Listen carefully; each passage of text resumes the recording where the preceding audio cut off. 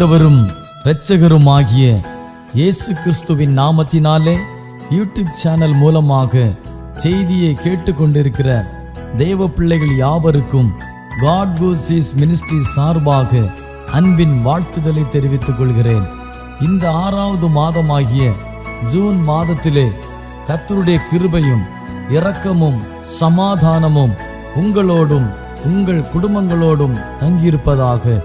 தேவனுடைய சமாதானம் உங்களுடைய இல்லங்களிலே உங்களுடைய தனிப்பட்ட வாழ்க்கையிலே காணப்பட வேண்டும் என்று வாழ்த்தி ஆசீர்வதிக்கிறேன்.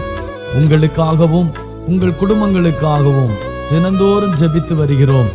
தேவனாகிய கர்த்தர் இந்த மாதத்திலே நம் கண்ணீருக்கெல்லாம் ஒரு பதிலை தர உண்மையுள்ளவராயிருக்கிறார் என்பதை நான் விசுவாசிக்கிறேன். நீங்களும் அதை விசுவாசித்து தேவனுடைய நாமத்தை மகிமைப்படுத்தி உங்களை ஒப்பு கொடுங்கள். கர்த்தருடைய வார்த்தையை விசுவாசிக்கிறவர்களுக்கு தேவனுடைய வார்த்தையினால் உண்டான சமாதானமும் மகிமையும் இரக்கமும் நிச்சயம் கிடைக்கும் என்பதில் சந்தேகமில்லை. இந்த மாதத்தில் கர்த்தருடைய வார்த்தை உங்கள் வாழ்க்கையில் கிரியை செய்யும்படியாக நீங்கள் உங்களை தேவனுக்கு முன்பாக ஒப்பு கொடுங்கள். தேவனாகிய கர்த்தர் உங்களையும் உங்கள் குடும்பங்களையும் ஆசீர்வதிப்பாராக. ஆமென்.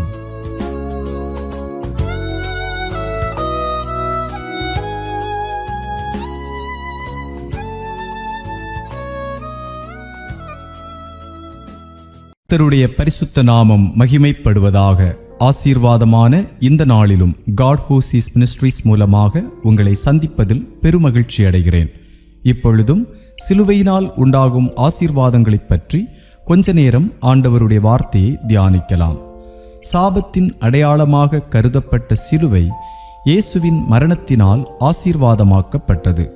இயேசுவின் இரத்தம் எந்த இடத்திலெல்லாம் சிந்தப்பட்டதோ அந்த இடமெல்லாம் ஆசீர்வதிக்கப்பட்டதாய் மாறினது. இன்றைய தியானத்திற்காக தெரிந்து கொள்ளப்பட்ட வேத பகுதி ஏசாயா தீர்க்கதரிசியின் புத்தகம் 53வது அதிகாரம் 5ஆம் வசனம். நம்முடைய மீறுதல்களின் நிமித்தம் அவர் காயப்பட்டு நம்முடைய அக்கிரமங்களின் நிமித்தம் அவர் நொறுக்கப்பட்டார். நமக்கு சமாதானத்தை உண்டு பண்ணும் ஆக்கினை அவர் மேல் வந்தது. அவருடைய தழும்புகளால் குணமாகிறோம். இந்த வசனம் இயேசுவின் சிலுவை மரணத்தின் தியாகத்தன்மையை எடுத்து காட்டுகிறது. சிலுவையில் அவர் அடைந்த துன்பம் மற்றும் மரணத்தின் மூலம் நாம் அனைவரும் பாவ மன்னிப்பையும் சமாதானத்தையும் ஆவியாத்தும சரீரத்தில் சுகத்தையும் பெற்றுக்கொள்கிறோம். இயேசுவின் சிலுவை மரணம் மனுக்குலத்திற்கு கொண்டு வரும் ஆசீர்வாதத்தின் சாரத்தை இந்த வசனம் படம் பிடித்து காட்டுகிறது. நமது இரட்சகராகிய இயேசுவின் சிலுவை மரணம் துன்பத்திற்கு அடையாளமாய் மாத்திரமல்ல, அவருடைய தியாகத்தின் மூலம் நமக்கு வழங்கப்பட்ட ஆழமான ஆசீர்வாதங்களையும் உள்ளடக்கியது. சிலுவை என்பது வேதனையின் சின்னம் மட்டுமல்ல, நம்பிக்கை, மீட்பு, நல்லிணக்கம், மறுசீரமைப்பு ஆகியவற்றின் கலங்கரை விளக்கமுமாகும். இயேசுவின் சிலுவை மரணத்தால் நமக்கு கிடைக்கிற முக்கியமான சில ஆசீர்வாதங்களை இப்பொழுது நாம் தியானிப்போம். முதலாவது ஆசீர்வாதம் என்னவென்றால் சிலுவையினால் உண்டாகும் மீட்பு. கிறிஸ்துவின் தியாகத்தின் மூலம் நமக்கு வழங்கப்பட்ட மீட்பின் சக்தி வாய்ந்த நினைவூட்டலாக சிலுவை நிற்கிறது. இயேசு தமது மரணத்தின் மூலம் மனுக்குலத்தின் பாவங்களுக்காக முழு கிரயத்தையும் செலுத்தி நமக்கு மன்னிப்பையும் இரட்சிப்பையும் வழங்கினார். சிலுவையின் மீது சிந்தப்பட்ட இரத்தம் நமது மீட்பின் கிரயமாகவும் நம்முடைய மீறுதல்களை அழிக்கிறதாகவும் தேவனோடு நம்மை ஒப்புரவாக்குகிறதாகவும் இருக்கிறது. இயேசு சிலுவையில் செய்த தியாகத்தால் நாம் பாவத்தின் அடிமைத்தனத்திலிருந்து விடுதலையாக்கப்பட்டு பரலோக பிதாவின் அன்பின் அரவணைப்புக்கு உள்ளாகிறோம். நாம் ஏன் மீட்கப்பட வேண்டும்? மீட்கப்பட வேண்டியதன் அவசியம் என்ன? மீட்பின் அளவை நாம் முழுமையாக புரிந்து கொள்ளுவதற்கு முன் அதற்கான நமது தேவையை நாம் முதலில் அறிந்து கொள்ளுவது அவசியம். எல்லாரும் பாவம் செய்து தேவ மகிமையற்றவர்களானார்கள் என்று ரோமர் 3:23 சொல்லுகிறது. எல்லா ஆசீர்வாதத்திற்கும் ஆதாரமாயிருக்கிற தேவனிடமிருந்து பாவம் நம்மை பிரித்து ஆவிக்குரிய மரணத்திற்கு நம்மை ஆளாக்கினது. தேவனுக்கு விரோதமான நம்முடைய கலகம் நியாய தீர்ப்புக்கும் தேவனிடமிருந்து நிரந்தரமாக பிரிவதற்கும் நம்மை இட்டுச் சென்றது. இப்படிப்பட்ட பரிதாப நிலையில் இருந்த நம்மை மீட்டுக்கொள்ள தேவன் தாமாகவே கிரயம் செலுத்த முடிவெடுத்தார். சிதைந்து கிடந்த நம்மை மீட்டெடுப்பதற்காக தேவன் தம்முடைய ஒரே பேரான குமாரனாகிய இயேசுவை நம்முடைய பாவங்களுக்கான தண்டனையை சுமக்க அனுப்பினார். இதிலிருந்து தேவன் நம்மீது வைத்த அவருடைய ஆழமான அன்பை நாம் உணர்ந்து கொள்ள முடிகிறது. சிலுவை மரணம் இயேசுவின் தியாக அன்பின் இறுதி வெளிப்பாட்டை குறிக்கிறது. ஏனெனில் நம்முடைய மீட்பிற்கான கிரயத்தை செலுத்த இயேசு தாமாகவே விருப்பப்பட்டு தமது ஜீவனை கொடுத்தார். நம்மை தேவனோடு ஒப்புரவாக்கும் பொருட்டு தாங்கொண்ணா துயரத்தையும் அவமானத்தையும் அவர் சகித்தார். நம்முடைய பாவங்களின் பாரத்தை தமது தோள்களில் சுமந்தார். சிலுவையின் மூலம் பெறப்பட்ட மீட்பு என்பது பரிவர்த்தனை பரிமாற்றம் மட்டுமல்ல, அது தேவ கிருபையின் மறுரூபமாக்கும் செயலாகும்.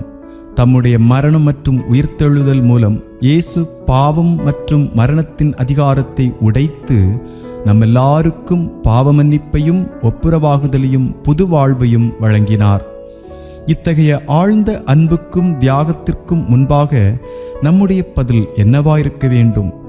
கர்த்தருடைய கிருபையை நாம் முழுமையாக சார்ந்திருந்து தேவன் நமக்கு அருளியிருக்கிற இரட்சிப்பாகிய நல்ல ஈவை நன்றியுணர்வோடும் தாழ்மையோடும் ஏற்றுக்கொள்ள வேண்டும். அதாவது பாவத்திலிருந்தும் சுயசார்பிலிருந்தும் விலகி கிறிஸ்துவின் ஆளுகைக்கு நம்முடைய வாழ்க்கையை முழு மனதுடன் ஒப்படைப்பதும், அவருடைய கட்டளைகளுக்கு கீழ்ப்படிந்து நடப்பதும், இயேசுவின் அன்பையும் சேவையையும் முன்மாதிரியாக கொண்டு அவரை பின்பற்றி இரட்சிப்பின் சுவிசேஷத்தை மற்றவர்களுடன் பகிர்ந்து கொள்வதுமாகும்.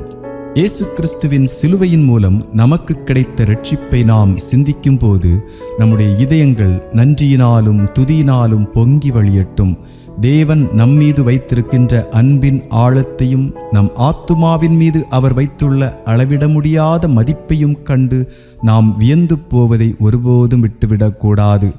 மேலும் பரிசுத்த ஆவியானவரால் ஒவ்வொரு நாளும் கர்த்தர் நமக்கு அருளிய மீட்பின் வெளிச்சத்தில் நடந்து நீதியை நடப்பித்து சிலுவையில் இயேசுவின் தியாகத்தினால் உண்டாகும் மறுரூபமாக்கும் வல்லமையை குறித்து சாட்சியாயிருப்போம். இரண்டாவது ஆசீர்வாதம் என்னவென்றால், சிலுவையினால் உண்டாகும் ஒப்புரவாகுதல்.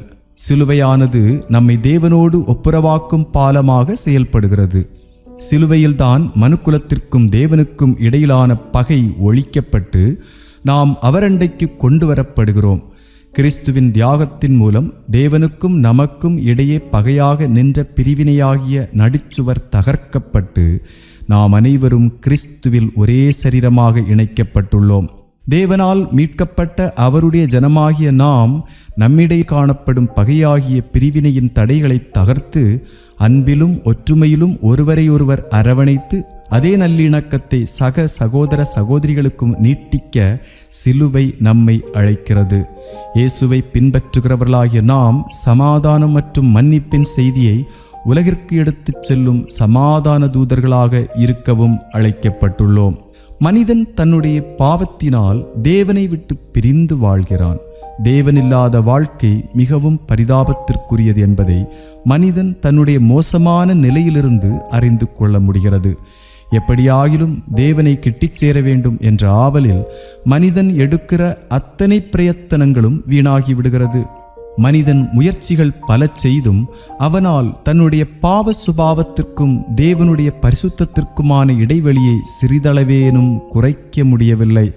தேவனுக்கும் மனிதனுக்கும் இடையிலான இந்த உறவு முறிவு வேதனையையும் துன்பத்தையும் நம்பிக்கையற்ற நிலையையும் கொண்டு வருகிறது. ஒப்புரவாகுதலுக்கான தேவ சித்தம் மனுக்குலத்தின் மீதான அவரது அன்பிலிருந்து உருவாகிறது. நாம் பாவிகளாயிருக்கையில் கிறிஸ்து நமக்காக மரித்ததினாலே தேவன் நம்மேல் வைத்த தமது அன்பை விளங்க பண்ணுகிறார் என்ற வேதவசனத்திலிருந்து இதை உணர்ந்து கொள்ள முடிகிறது. சிலுவையானது தேவனுடைய ஆழமான அன்பின் அடையாளமாகவும் அவருடனான நமது உடைந்த உறவை மீட்டெடுப்பதற்கான அவரது ஏக்கமாகவும் உள்ளது. இயேசு உலகத்தின் பாவங்களை தம்மீது ஏற்றுக்கொண்டு நாம் அடைய வேண்டிய ஆக்கினையை அவர் அனுபவித்தார். அதே வேளையில் தமது நீதியையும் கிருபையையும் நித்திய ஜீவனையும் நமக்கு வழங்கினார். இந்த பரிமாற்றம் நமது தகுதியின் அடிப்படையில் அல்ல, மாறாக தேவனுடைய கிருபை மற்றும் இரக்கத்தின் அடிப்படையில் அவரை விசுவாசிக்கும் அனைவருக்கும் இலவசமாக அருளப்படுகிறது. சிலுவையில் இயேசுவின் தியாகத்தின் மூலம் நாம் தேவனோடு ஒப்புரவாகுதலுக்கு உட்பட்டு அவருடனான சரியான உறவை மீட்டெடுக்கிறோம். ஒப்புரவாகுதலினால் தேவனுடைய பிள்ளைகளான நாம் இனி பாவத்திற்கு அடிமைகள் அல்ல, மாறாக நாம் அனைவரும் தேவனுடைய புத்திரர்களும் ராஜ்யத்தின் சுதந்திரருமாய் ஏற்றுக்கொள்ளப்படுகிறோம். இந்த ஒப்புரவாகுதல் சமாதானத்தையும் மகிழ்ச்சியையும் நம்பிக்கையையும் நமக்கு தருவதோடு தேவனுடைய அன்பையும் அவருடைய பிரசன்னத்தையும் நம்முடைய வாழ்வில் முழுமையாக அனுபவிக்கவும் அனுமதிக்கிறது. தேவனோடு ஒப்புரவாக்கப்பட்ட நாம் ஒருவரை ஒருவர் நேசிக்கவும், நாம் மன்னிக்கப்பட்டதைப் போல பிறரை மன்னிக்கவும், உடைந்த உறவுகளை குணப்படுத்தவும் அழைக்கப்படுகிறோம். சக மனிதர்களுக்கு அன்பையும் இரக்கத்தையும் வழங்குவதன் மூலம் சிலுவையின் மறுரூபமாக்கும் வல்லமையை நம்முடைய வாழ்வில் பிரதிபலிக்கிறோம். அன்பானவர்களே, இயேசுவின் சிலுவை மரணத்தின் மூலம் நமக்கு கிடைத்த ஒப்புரவாகுதல் நம் வாழ்க்கையையும் நம்முடைய நம்பிக்கையையும் தொடர்ந்து வடிவமைக்கும் ஒரு மகத்தான உண்மையாயிருக்கிறது. தேவகுமாரனாகிய இயேசு கிறிஸ்துவின் தியாகத்தின் மூலம் காட்டப்படும் தேவனுடைய அன்பின் ஆழத்தை நாம் சிந்திக்கும் போது அழிந்து போகும் உலகத்திற்கு நாம் பெற்றுக்கொண்ட நம்பிக்கை மற்றும் இரட்சிப்பின் செய்தியை பகிர்ந்து கொண்டு ஒப்புரவாகுதலின் தூதுவர்களாக வாழ பிரயாசப்படுவோம். நமக்கு வழங்கப்பட்ட தெய்வீக பரிமாற்றத்தை தழுவிக்கொண்டு தேவனோடும் சக மனிதர்களோடும் அன்பை வெளிப்படுத்தி வாழ்வோம். மூன்றாவது ஆசீர்வாதம் என்னவென்றால், சிலுவையினால் உண்டாகும் மறுசீரமைப்பு. சிலுவையினால் நமக்கு மீட்புண்டாகி நாம் தேவனோடு ஒப்புரவாக்கப்படுகிறோம் என்பதோடு நின்றுவிடாமல் இழந்து போனவைகளை மீட்டெடுக்கும் ஆசீர்வாதமும் இதனால் உண்டாகிறது. சிலுவையினால் நம்முடைய ஆவி, ஆத்துமா, சரீரத்தில் சுகம் கிடைக்கிறது. இயேசுவின் சிலுவை மரணத்தால் சிதைந்து போன நம்முடைய வாழ்க்கை பூரணமடைய வழி பிறக்கிறது. அத்துடன் நம்முடைய வாழ்க்கையை மறுசீரமைப்பதிலும் சிலுவை முக்கிய பங்காற்றுகிறது.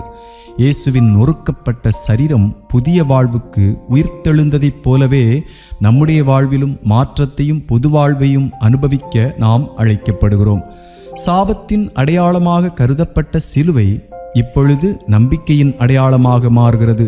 நம்முடைய வாழ்க்கை எவ்வளவு மோசமான நிலையில் இருந்தாலும் நமது அலங்கோலம் அழகாகவும், துக்கம் சந்தோஷமாகவும், நம்பிக்கையின்மை நம்பிக்கையாகவும் மாற்றப்படுகிறது. மனிதனுடைய பாவத்தினால் கெட்டுப்போன ஒரு உலகத்தில் நாம் வாழ்ந்து கொண்டிருக்கிறோம். இந்த உலகம் வலி, துன்பம் மற்றும் பாவத்தால் நிறைந்திருக்கிறது. பாவம் உலகில் பிரவேசித்த தருணத்திலிருந்து மனுக்குலம் தேவனிடமிருந்து பிரிந்து சிதைந்து போன நிலைக்கு தள்ளப்பட்டது. இந்த முறிவின் தாக்கம் நமது உறவுகளிலும் சமூகங்களிலும், ஏன் நமக்குள்ளும் வெளிப்படுவதை நாம் காண்கிறோம். சிதைவுப்பட்ட நிலையில் இருக்கிற நாம் மறுசீரமைக்கப்பட வேண்டும் என்று எங்குகிறோம். ஆகிலும் நமக்கும் தேவனுக்கும் இடையில் பாவம் உருவாக்கிய இடைவெளியை குறைக்க நாம் இயலாதவர்களாய், முயற்சிகளில் தோற்றுப்போனவர்களாய் இருக்கிறோம். மேலும் நாம் பாவம் மற்றும் அதனால் ஏற்படும் விரக்தியின் சுழற்சியில் சிக்கித் தவிக்கிறோம். நாம் மறுசீரமைக்கப்படுவதற்கு ஒரே தீர்வு சிலுவையே. சிதைந்து போன வாழ்வை மறுபடியும் சீரமைக்க தேவன் தெரிந்தெடுத்த உபகரணம்தான் சிலுவை.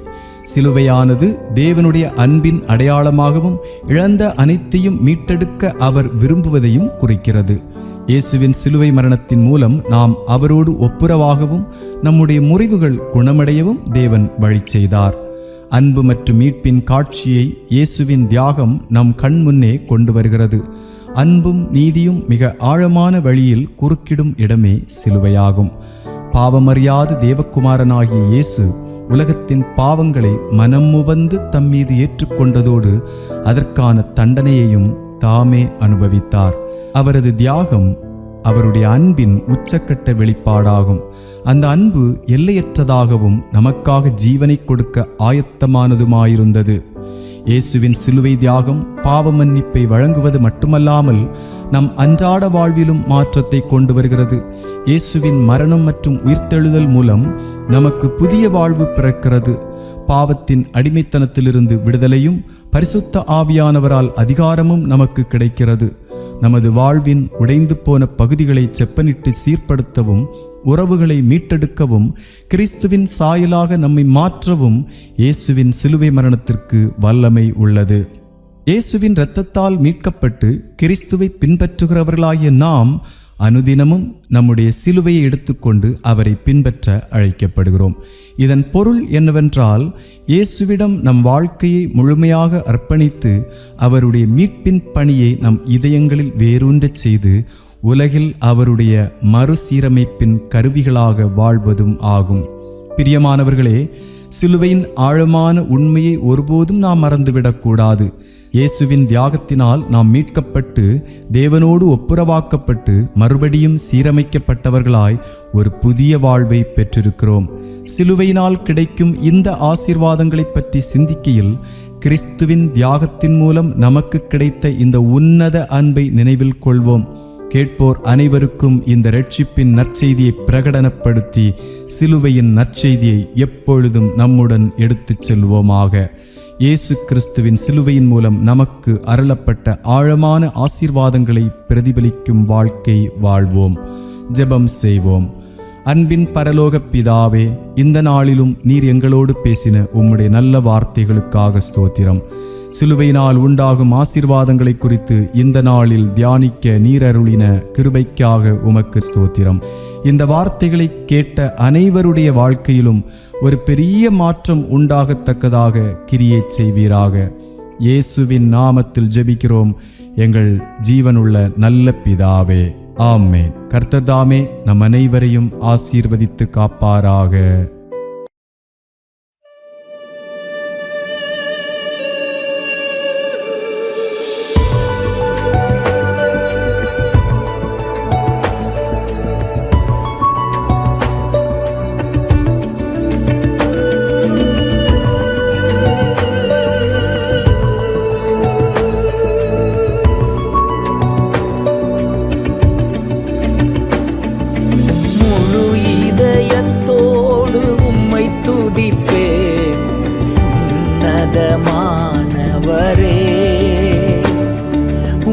அதிசயங்கள் எல்லாம் எடுத்துரைப்பேன், அதிசயமானவரே. முழு இதயத்தோடு உம்மை துதிப்பேன், உன்னதமானவரே. அதிசயங்கள் எல்லாம் எடுத்துரைப்பேன், அதிசயமானவரே. உன்னதமானவரே, என் உறைவிடம் நீர்தானே. உன்னதமானவரே, என் உறைவிடம் நீர்தானே. உயர்த்துகிறேன், வாழ்த்துகிறேன், வணங்குகிறேன், உம்மை போற்றுகிறேன். முழு இதயத்தோடு உம்மை துதிப்பேன், உன்னதமானவரே. உம் அதிசயங்கள் எல்லாம் எடுத்துரைப்பேன், அதிசயமானவரே. ஒடுக்கப்படுவோர்க்கு அடைக்கலமே, நெருக்கடி வேளையில் புகலிடமே. ஒடுக்கப்படுவோர்க்கு அடைக்கலமே, நெருக்கடி வேளையில் புகலிடமே. நெருக்கடி வேளையில் புகலிடமே, நெருக்கடி வேளையில் புகலிடமே. முழு இதயத்தோடு உம்மை துதிப்பேன், உன்னதமானவரே. உம் அதிசயங்கள் எல்லாம் எடுத்துரைப்பேன், அதிசயமானவரே.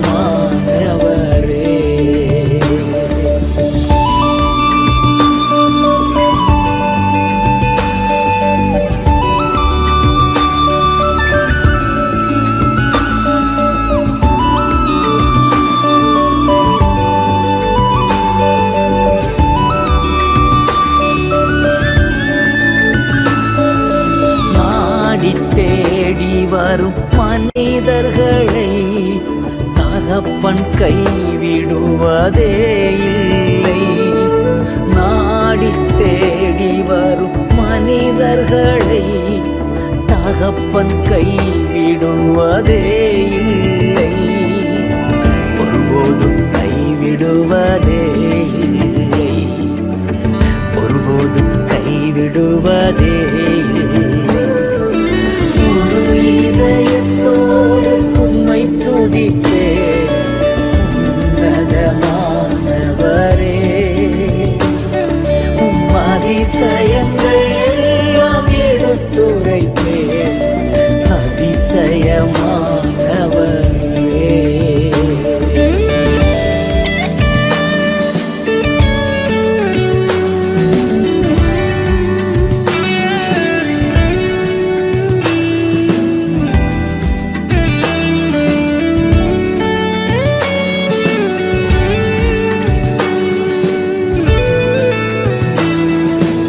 எழுந்தருளும் என் ஆண்டவரே, எதிரி கை ஓங்க விடாதேயும்.